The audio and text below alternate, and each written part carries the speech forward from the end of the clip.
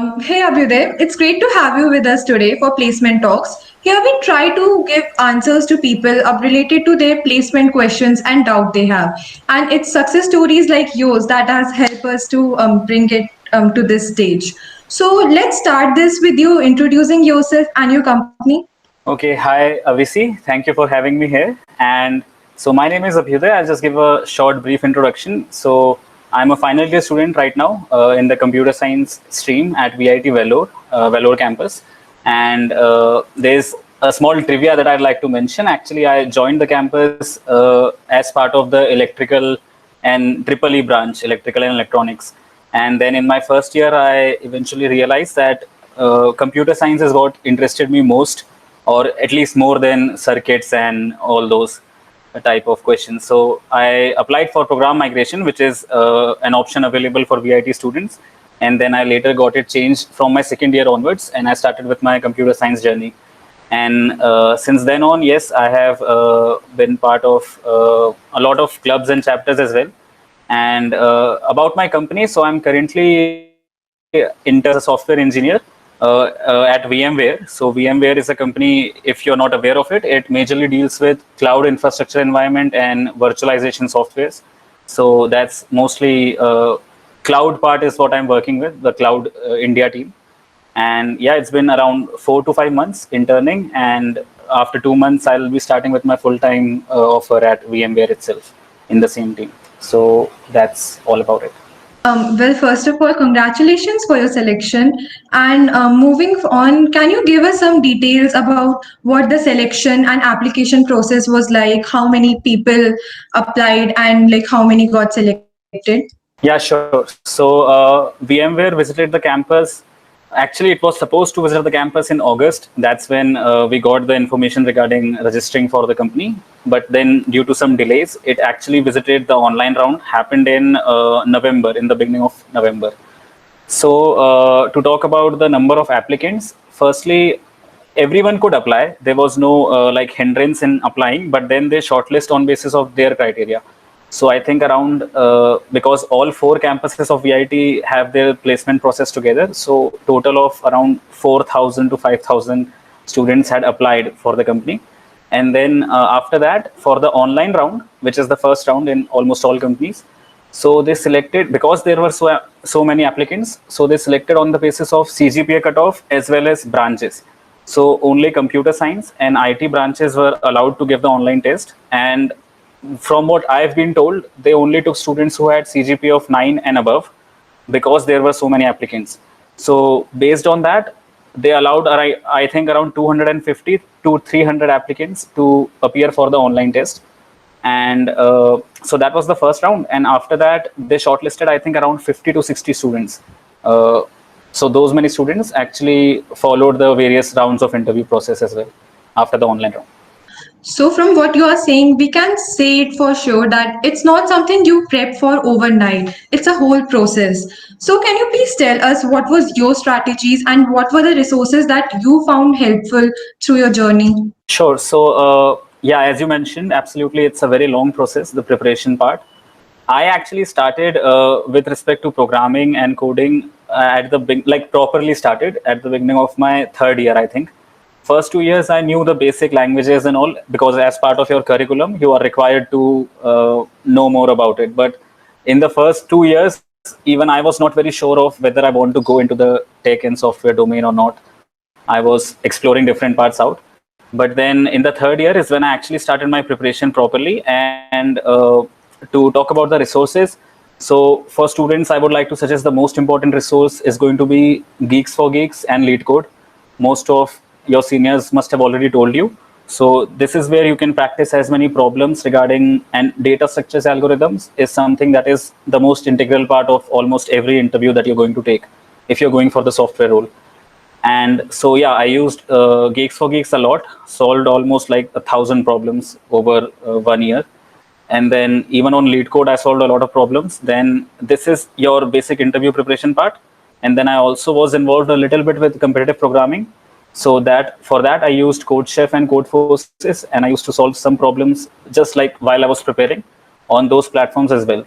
And apart from data structures algorithms, two or three subjects are really important for your interviews, which is operating systems, networking, and database management systems, and object-oriented programming.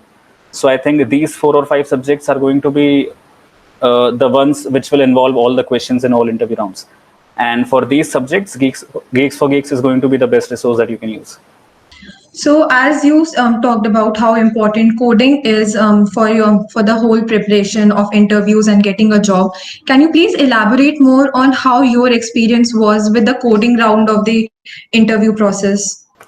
Okay, so with respect to the coding round, so first there is an online round for VMware. I'm specifically talking about this, my company. So they had the online round, which was divided into 4 parts, where you had MCQ questions mostly. And first one was basically your data interpretation and logical reasoning. Then another section was for verbal ability and language. Then they had a section for your core subjects, computer science, which is, as I mentioned, operating system, networking, DBMS, and computer architecture. So they had MCQ questions on that. And then the last section was about the actual coding part. So there were 2 coding questions given to us, and there was a time limit for every section. So the entire online round was about 1.5 hours, and there were 30 minutes given for solving 2 coding questions, which were, I think, of medium difficulty, not very hard, easy to medium difficulty if you have practiced enough. And apart from that, as part of the interview rounds as well, I was asked to implement codes. So there is this HackerRank platform, CodeShare platform, where you can code live and the interviewer can actually see you writing the code, and they ask you to run your code and execute all test cases as well. So because of this happening in a virtual environment, you have to actually implement the code and run it to see if it passes the test cases or not. So there were 2 to 3 coding questions asked on data structures algorithms only during my interview rounds as well. I'm not sure if I can disclose the actual coding question that was asked, but they involved basically your linked list and trees data structures. So those were 2 of those that I remember, and one was based on bit manipulation. So converting binary numbers to different forms, something like that. It's really inspiring to see like all your hard work paying you off. But gaining skills is one thing, but we even have to put them all together in a resume, and that also smartly and effectively. So, what do you think is the correct way to build a resume that's gonna that's gonna put you at the top of your game, and it's gonna make you grab the opportunity? Yeah, so definitely making your resume and making it ATS friendly. So ATS is basically an automated tracking system that a lot of companies use to shortlist resume. So it's basically a bot that parses your resume, not a human reading it. So you have to take care of those points as well. But this is mostly for off-campus placements. To talk about on-campus, your resume needs to have certain sections which are very crucial to your role that you're applying for. So first, basically your educational qualifications. Don't mention a lot, just your 10th, 12th marks at most and your current undergrad percentage. After that, you should have a section about the different skills that you are comfortable with or experienced with. So for a software role, you can write your programming languages, different frameworks that you have used, and certain subjects, computer science subjects that you are well familiar with. And also like if you have worked on specific databases like DynamoDB, Postgre, or whichever ones you are familiar with, you can mention those.